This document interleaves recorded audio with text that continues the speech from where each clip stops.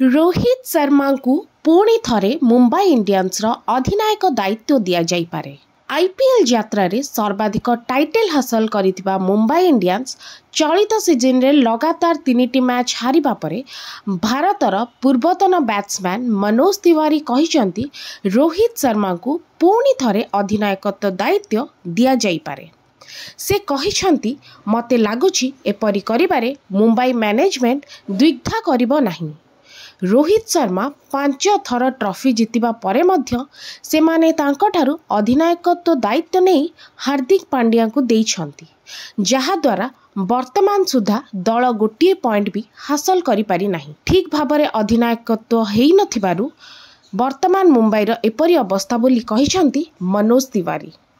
2022 रे मुंबई इंडियंस छाड़ी Gujarat titans captain होइथिबा Hardik Pandya चलित संस्करण रे दल को कैप्टेन भावे फेरिछंती।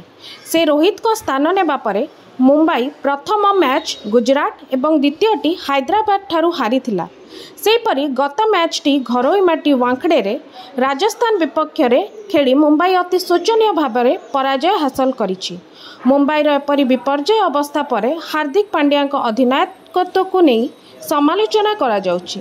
तेबे आगकू मुंबईर मैनेजमेंट टीम एने की पदक्षेप नेउछि ता उपरे बे समस्तंकर नजर।